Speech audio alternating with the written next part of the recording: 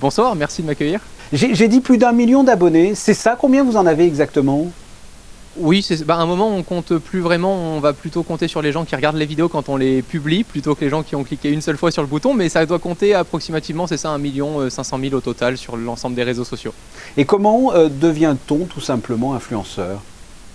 On le devient malgré soi. C'est d'ailleurs mon agent qui le dit si bien. On est influenceur malgré nous parce que en fait, quand j'ai démarré sur Monaco, j'ai juste pris un appareil photo, expliqué des choses à travers un écran et de l'autre bout, ça a atterrissé sur YouTube.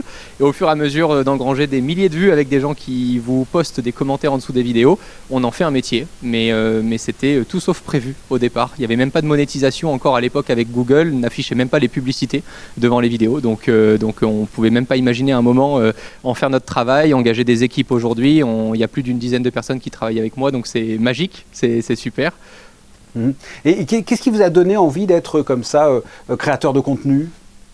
Je cherchais certaines informations sur des produits audiovisuels, je ne les trouvais pas, ou alors je les trouvais dans d'autres langues que le français, et je me suis dit, tiens, t'as qu'à l'expliquer toi-même, allume ta caméra, prends juste un truc qui filme et fais des films. Qu'est-ce que vous proposez à vos abonnés comme vidéo, comme thématique? Parce que j'ai vu que c'était quand même assez varié. Oui, et j'aime bien le résumer en disant je teste tout ce qui s'allume et qui s'éteint. Voilà, c'est en fonction en fait de ce que j'ai envie de découvrir et de faire découvrir aussi. Donc ça dépend vraiment des innovations qui sont présentées au fur et à mesure et des gens qu'on peut rencontrer, notamment avec la série 20 minutes avec, où je peux accueillir certains CEO et grands PDG et ça nous donne beaucoup d'idées au fur et à mesure. Alors j'ai parlé d'influenceurs et créateurs de contenu, qu'est-ce que vous préférez? Moi j'aime bien le créateur de contenu parce que je trouve que l'influence est une conséquence. C'est pas un métier. Le métier c'est créer. Et il se trouve que si tu crées bien et si tu communiques bien, indirectement tu deviens influent. Et comment peut-on faire la différence et performer dans ce tsunami de créateurs de contenu? Parce qu'il y a beaucoup de créateurs quand même, et de plus en plus même. C'est vrai, et on aime bien travailler sur ce sujet, notamment avec la structure Influx qui me représente en tant qu'agent. Et quand on en parle, on se dit qu'en fait un influenceur atterrit sur les réseaux sociaux parce qu'on le pousse à l'être un peu comme quand tu passes à la télé et que d'un coup ton visage est reconnu, alors qu'un créateur de contenu crée du contenu pendant plusieurs années sans se soucier de savoir si un jour il va être regardé par quelqu'un. Donc je pense que la différence se fait vraiment là. Alors vous êtes de Monaco, la principauté est une thématique dans vos vidéos où vous enregistrez de Monaco aussi? Bien sûr, et ça a été même l'une des premières vidéos que j'ai faites, c'était pour couvrir le Grand Prix de Formule 1 à Monaco. Et puis même pour certaines collaborations, notamment avec des marques comme Ford ou Renault dans l'automobile, je pense à ça parce qu'on est en pleine période de rallye.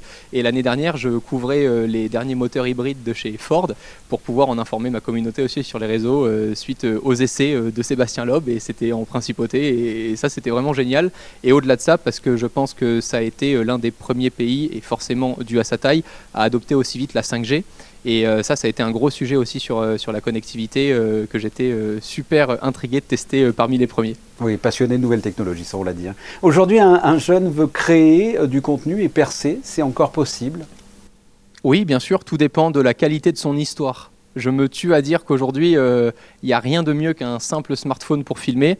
Tout dépend de l'histoire que tu racontes et de la façon dont tu le racontes. Quelles sont les plateformes d'avenir? C'est toujours YouTube, il y a TikTok, il y en a d'autres. Quel est l'avenir dans la création de contenu? YouTube est un mastodonte parce que forcément il y a Google derrière.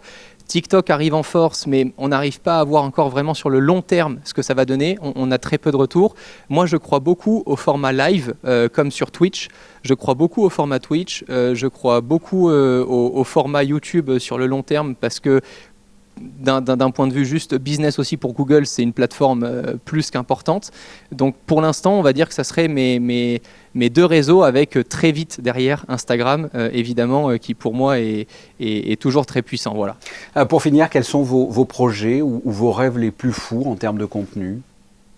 Des rencontres, toujours de plus en plus de rencontres, surtout encore une fois là avec la série 20 minutes avec, je passe 20 minutes avec une personnalité publique ou un grand dirigeant ou un CEO et je pense qu'il y a beaucoup d'industries où j'aimerais en savoir plus sur l'envers du décor et cette série est faite pour ça.